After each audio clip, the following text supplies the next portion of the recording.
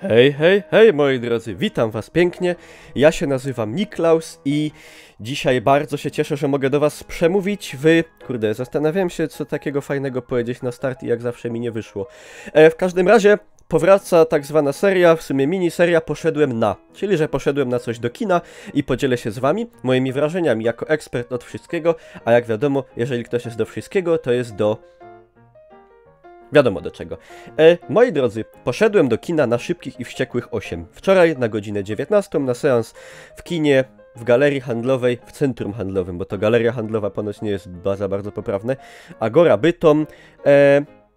Jaki jest, że tak mój, jakby to być po angielsku, background, to po polsku tak ładnie, nie wiem, tu mi te słowo pasuje. W sensie widziałem pierwszą część, widziałem tam drugą i widziałem tą chyba piątki kawałek, co oni tam ten kontener ciągną autami po drodze i... No, tyle. Także nie oczekiwałem po tym filmie kompletnie nic. Poszedłem na niego ze znajomymi, żeby się po prostu pobawić, bo już oglądając trailery, spoilery mogą być w tym filmie, także uważajcie, jeżeli jeszcze nie widzieliście, to pójdźcie do kina i potem wróćcie oglądać. To ja wam dam chwilę. Już obejrzeliście film? Dobra, także mogę spoilerować. Słuchajcie. Wybrałem się z znajomymi czysto do beki, żeby się pośmiać, bo po trailerze już widziałem co będzie grane, że będzie grubo. I generalnie od pierwszych chwil film, że tak powiem, tempo nie rozwija się, chociaż Hitchcockowsko można powiedzieć z jednej strony. W każdym razie zaczyna się od wyścigów, w trakcie filmu są wyścigi, kończy się na wyścigach, ale to już kompletnie nie są te klimaty co na początku, także, że tak powiem, samo jakby w sobie ściganie się i auta, które były, że tak powiem, rdzeniem tych pierwszych filmów, czyli te nielegalne wyścigi nie są już tutaj. To jest tak jakby, wydaje mi się, taki element z tym współgrający, ale taki... No to jest film... ja bym ten film zakwalifikował do gatunku jakiegoś takiego, nie wiem, sensacyjna komedia science fiction. Ej, w ogóle czemu mi wskakują followy na ekranie z Twitcha? Nieważne, ale zapraszam Twitch TV Niklaus. To jest film science fiction w pewnym sensie, to jest film sensacyjny i ja mam wrażenie, że twórcy gdzieś tam nie silą się już na to, żeby to wyglądało jak film, powiedzmy, o nielegalnych wyścigach z jakimiś naciąganymi elementami, które tam były zawsze mniejsze albo większe oczywiście w tej serii, ale w tej już po prostu... w tej oni już nie udają. To, co się w tym filmie dzieje, to mam takie wrażenie, przynajmniej nie wiem, może oni to robią na poważnie, ale to już jest pastisz trochę, to jest pastisz, bo tam się dzieją rzeczy typu naprawdę Vin Diesel napada na dyplomatę rosyjskiego przebrany w taki kostium, jak była taka gra Army of Two, ma taką maskę, ma taką maskę, wielką piłę mechaniczną, tam ruski ochroniarz do niego tam strzelaj, rybiata, a on odbija tarczą te kule, w ogóle rozcina te auto tam piłą taką wielką.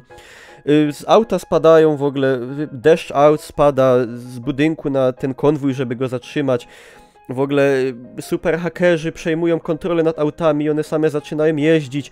Łódź podwodna jak w Bondzie wypływa spod lodu i strzela torpedą do aut, które tam jadą i Dwayne Johnson, ten wiecie, ten kulturysta, on z auta, wiecie, prowadź auto, trzymaj kierownicę i on wychodzi i ta torpeda leci obok niego i on ręką tą torpedę bierze i kurs jej zmienia i ona rozdupia auto i tam wybuchają, albo ten łódź podwodna spod lodu, wiecie, wyskakuje i te auta tak jak zabawki skaczą i źli Ruscy są i ładne kobiety i szybkie auta i wybuchów więcej jak u Michaela Beya i nawet i są chrześcijańskie wartości, bo film kończy się, uwaga, mega spoiler, że oni wszyscy siedzą i Kurt Russell siedzi, Jason Statham siedzi i Dwayne Johnson i Vin Diesel i pani Rodriguez i dziecko, co się okazuje, że je miał Vin Diesel, siedzą i jedzą sobie wieczerze przy zachodzącym słońcu na dachu budynku, trzymając się za ręce i modląc się, Panie, pobłogosław ten chleb i tak dalej, i tak dalej. Także w tym filmie jest wszystko, co byście chcieli i też podejrzewam, że może być Mogą być rzeczy, których byście nie chcieli, w sensie jeśli jesteście fanami serii. Ja tak jak mówię, nie. Ja poszedłem na ten film, żeby się pośmiać i ja się bawiłem dobrze. Są co prawda niektóre dialogi, wiecie, tam holy shit tłumaczone jako kurcze pieczone i tak dalej. Tam jest też dużo, tam są też, wiecie, te czarnoskóre, takie luzackie, mega luzackie postacie. Coś trochę w stylu GTA San Andreas. I niektóre ich gadki są aż takie... nie są pastiszowe, są takie, że łapie człowieka taki cringe trochę, że się robi tak... wiecie, i te niektóre spojrzenia takie, że bo to w ogóle główną osią tego filmu jest, że Vin Diesel zdradza tą rodzinę swoją, a rodziny się nie zdradza i dlaczego on zdradził i o co chodzi. Potem się okazuje, że to tam porwali mu byłą, z którą ma dziecko. Fabuła nie jest najważniejsza w tym filmie, najważniejsze jest to, wizualnie film jest zajebisty, no mamy tam Kubę, mamy tam Nowy Jork, mamy przejętą przez rebeliantów rosyjską bazę na Antarktydzie, bodaj, tak, o ile dobrze pamiętam, gdzie w ogóle są takie śmieszne sceny tego typu, że Murzyn opowiada, że nieprzystosowany jest do takiego klimatu i że mu się jajka skurczyły i że sam siebie nie poznał. No, także generalnie... Ale summa summarum żarty są na spoko poziomie, także będziecie prawdopodobnie, jeżeli nastawiacie się tak jak ja na śmiech, to będziecie mieli więcej śmiechu zdecydowanie niż zażenowania, także to jest fajne. W ogóle tam te sceny właśnie z Jasonem Stathamem, aktora, którego tak na marginesie bardzo lubię i którego bardzo fajną rolę tam zagrał. Sceny, gdzie on biega po prostu z dzieckiem w nosidełku i wiecie, strzela z pistoletu, a dziecku zakłada słuchawki na uszy, żeby leciała muzyka, żeby się nie bał i co chwilę tam się go pyta, czy tam wszystko dobrze. Dziecko całe zadowolone, a on biega i tutaj trzymie dziecko, a tu rozpierdala gości z gnata, nie?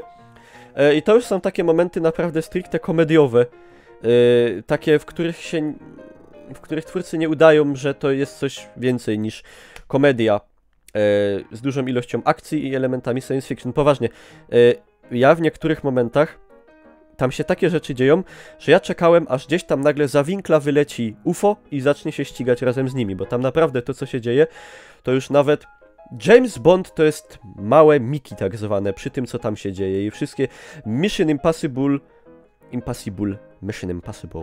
i wszystkie tego typu filmy, to co tam się dzieje w Szybkich i Wściekłych 8 przebija to wielokrotnie. Tam po prostu większość scen nawet nie ociera się o nierealizm, tylko w ogóle jakieś prawdopodobieństwo, że takie coś się może dziać. Ale, dobra, ja nie jestem krytykiem filmowym, także się nie znam. Fajnie się to ogląda, pełna sala ludzi, ludzie się śmiali zgodnie w wielu sytuacjach, także chyba bawili się też dobrze. Ja się bawiłem dobrze, nie żałuję wydanych pieniędzy, pośmiałem się, pooglądałem ładne babki i drogie auta, fajnie zrealizowane efekty specjalne, bo wiecie, że Amerykanie wydają na produkcję jednego filmu tyle, co polska kinematografia przez ostatnie 50 lat na filmy. Także tam dobrze się to ogląda, jest to technicznie ładne, brzmi dobrze i tyle, nie wiem. Ja do tego filmu nie dopisuję żadnej tam filozofii, że tak powiem. Nie jestem fanem, jakoś nie jestem związany z postaciami i tak dalej. Także no, nie wiem, czy przez to dużo straciłem. Wydaje mi się, że chyba nie. Także pójść, pośmiać się, potem pójść do knajpy, wypić, pośmieszkować o filmie i tą rolę on spełnia dobrze. A może ktoś z was jest tak, że jest fanem, oglądał wszystkie części i naprawdę oczekiwał tutaj po tym jakiegoś wiekopomnego czegoś. Myślę, że możecie być zawiedzeni, ale to też zależy, czego oczekujecie. Ciężko mi powiedzieć. Ja mam nadzieję, że podzielicie się swoją opinią, jeżeli już oglądaliście, albo jeżeli dopiero obejrzycie, chociaż wtedy mam nadzieję, że tego vloga nie oglądacie, bo se zdupicie całkowicie przyjemność z oglądania. Ale jak już obejrzycie, to że się podzielicie opinią swoją ze mną w komentarzu poniżej. A ja z tego miejsca... A, tak w ogóle też nie wiem, czy słyszeliście, prawdopodobnie tak, ale może jeszcze nie.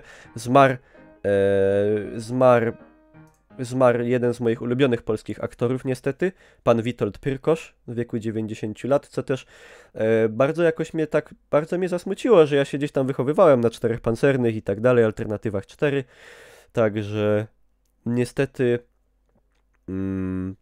Niestety ta stara szkoła, taka ci aktorzy polscy, tacy klasyczni, niestety odchodzą.